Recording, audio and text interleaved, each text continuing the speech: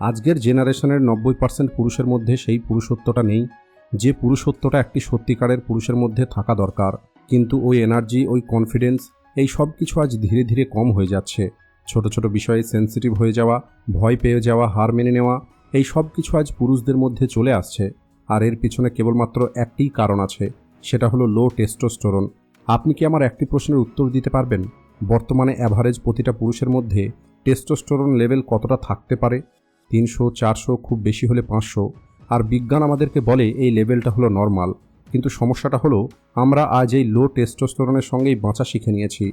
কিন্তু যদি ফ্যাক্ট দেখা হয়, তাহলে আমাদের পূর্বপুরুষের মধ্যে কখনোই এতটা লো টেস্টোস্টেরন ছিল না যতটা আজকের জেনারেশনের মধ্যে হয়ে গেছে। আর এটা প্রতিনিয়ত কম হচ্ছে।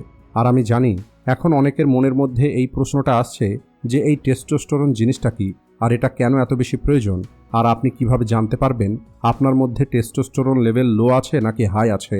তাই আজকের ভিডিওতে সায়েন্টিফিক প্রুফের সঙ্গে স্টেপ বাই স্টেপ আপনাদের প্রত্যেকটি ডিটেলস বলবো। আর সবশেষে এই টেস্টোস্টেরনকে ন্যাচারালি আপনার মধ্যে বাড়িয়ে তোলার জন্য 4টে এমন সলিউশন আপনাদেরকে দেব, যেটা ব্যবহার করে আপনি আপনার মধ্যেকার টেস্টোস্টেরনকে 10 গুণ বাড়িয়ে তুলতে পারবেন। তো চলুন শুরু করা যাক। What is testosterone? দেখুন, টেস্টোস্টেরন হলো আমাদের শরীরের মধ্যে থাকা সেই হরমোন যা আপনার টেস্টিক্যালসের মধ্যে প্রডিউস হয়। আর এটাই ঠিক করবে আপনি কেবলমাত্র মেল হবেন নাকি আপনি একটি রিয়েল ম্যান হবেন। আর এই হরমোনটাই আপনার পার্সোনালিটিকে তৈরি করে। এই হরমোন আপনার স্পার্ম প্রোডাকশন থেকে শুরু করে আপনার body muscle, bones, libido, mental strength, deep voice, hair, skin, overall আপনার সম্পূর্ণ হেলথ এই টেস্টোস্টেরনের কন্ট্রোলে থাকে। আর এই কারণেই এই টেস্টোস্টেরনকে মেল হরমোন বলা হয়।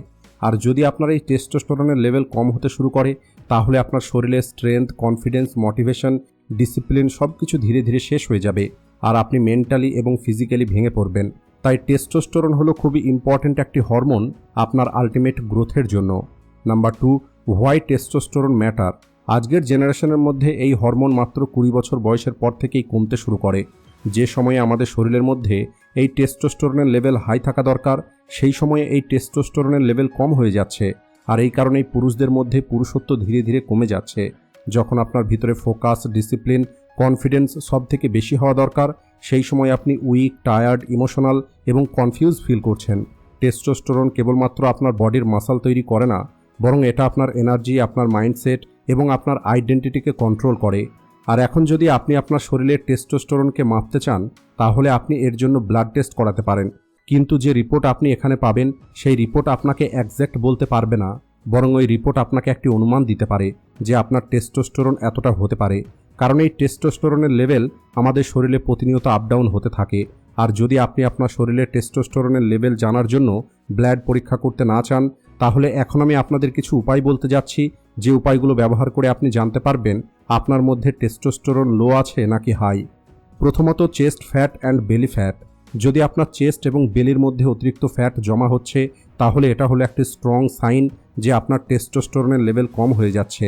আপনার শরীরের মধ্যে থাকা খারাপ ফ্যাটগুলো অ্যারোমেটেস প্রডিউস করে, আর অ্যারোমেটেস টেস্টোস্টেরনকে এস্ট্রোজেনে কনভার্ট করে। আর এস্ট্রোজেন হলো একটি গাল হরমোন। আর যখন আপনার মধ্যে এই হরমোন বাড়তে শুরু করবে, তখন আপনার বডিতে গাল এরিয়াতে ফ্যাট আসা শুরু হয়ে যাবে। যেমন চেস্ট, থাই, বেলি, এই সমস্ত জায়গায় ফ্যাট জমা হতে শুরু করবে। এছাড়া আপনারা দেখেছেন হাই টেস্টোস্টেরনের মানুষগুলো খুব দ্রুত ফ্যাট বার্ন করতে পারে, কারণ আপনার শরীরে থাকা টেস্টোস্টেরন আপনার শরীরের ফ্যাটকে বার্ন করে এবং মাসল তৈরি করে। তাই যদি আপনার শরীরে কন্টিনিউ ফ্যাট স্টোর হচ্ছে, তাহলে আপনার টেস্টোস্টেরন লো আছে, আর আপনাকে আপনার শরীরের মধ্যে টেস্টোস্টেরনকে বাড়াতে হবে। দ্বিতীয়ত, weak bones and muscle loss. Low টেস্টোস্টেরনের মানুষদের বোনস উইক হয় এবং এদের মাসল অনেক বেশি উইক হয়। যদি আপনি 35-40 বছর বয়সের আগেই নর্মাল টাস্ক করতে গিয়ে সমস্যার মধ্যে পড়েন, আপনি উইক ফিল করেন, তাহলে এর সোজা অর্থ হলো আপনার শরীরের টেস্টোস্টেরন ডেঞ্জারাস লো লেভেলে চলে গেছে। যদিও আজকের সময়ে আপনি এগুলোকে নর্মাল মনে করছেন। আপনি ভাবছেন আপনার মধ্যে একটু ক্লান্তি আছে, হয়তো ক্যালসিয়ামের অভাব। আপনি একটু কাজ করার পরে এত বেশি ক্লান্ত হয়ে যান যে আপনার বিশ্রাম নেওয়ার প্রয়োজন পড়ে। তাহলে আপনি এটা অ্যাকসেপ্ট করে নিন যে এই সমস্যাটা কেবলমাত্র টেস্টোস্টেরনের। আর যতক্ষণ পর্যন্ত আপনি এটাকে অ্যাকসেপ্ট না করবেন, ততক্ষণ পর্যন্ত আপনি আপনার শরীরের টেস্টোস্টেরনকে বাড়িয়ে তোলার জন্য কাজ করবেন না। আপনি এখন জেনে গেছেন আপনার টেস্টোস্টেরন হলো অনেক বেশি লো। আর আপনি যদি এখন ওই টেস্টোস্টেরনকে বাড়াতে চান, তাহলে এখন আমি আপনাদের জন্য একটি লিস্ট তৈরি করেছি। যেটা ফলো করে আপনি আপনার টেস্টোস্টেরনের লেভেলকে ন্যাচারালি বাড়িয়ে তুলতে পারবেন। আর এই লিস্টটা ফলো করে আপনি কেবলমাত্র আপনার শরীরের টেস্টোস্টেরনকেই বাড়াবেন না, বরং এটা আপনার হাইটকেও বাড়াবে, আপনার বডি মাসেলের গ্রোথ হবে এবং আপনার লাইফের ওভারঅল গ্রোথে হেল্প করবে। First, nutrition.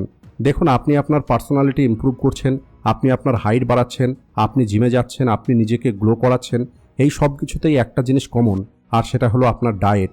অর্থাৎ আপনি যে নিউট্রিশন কনজিউম করছেন, যেমন প্রোটিন, জিঙ্ক, ম্যাগনেসিয়াম, এই সব কিছু আপনার শরীরে হরমোন তৈরি করতে কাজে লাগে।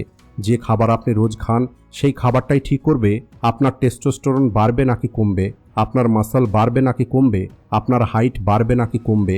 আর যদি আমি ইন্ডিয়ান ডায়েটের কথা বলি, তাহলে আপনি junk food, sugar, process food এটা প্রতিদিনই খেয়ে থাকেন। আমাদের ইন্ডিয়ান ডায়েটের সহজ কথাই হলো ডায়েট করে কোনো কিছু হয় না। আর আপনার এই ডায়েটের কারণেই আপনার শরীরে টেস্টোস্টেরনের 12টা তো বেজে যাচ্ছে। এছাড়া এটা আপনার হাইট, আপনার হেলথ, আপনার স্কিন সব কিছুকে ধ্বংস করে দিচ্ছে।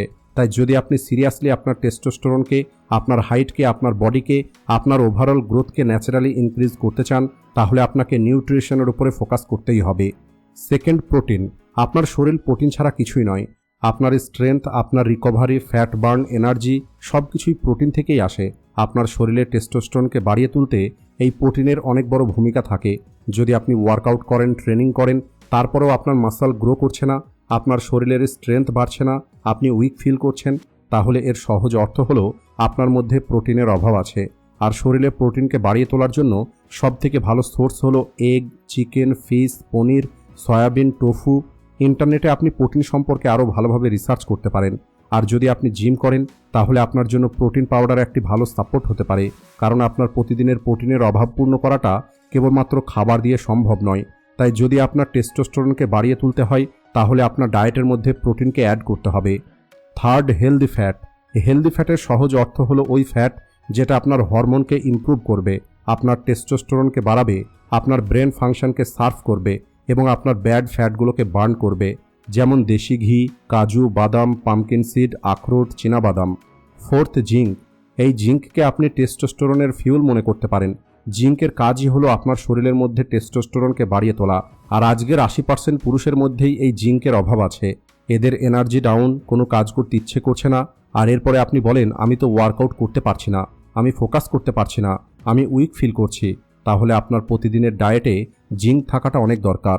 আর এগুলো হলো কিছু খাবার, যে খাবারগুলোর সাহায্যে আপনি আপনার শরীরে জিঙ্ককে ইনক্রিজ করতে পারেন।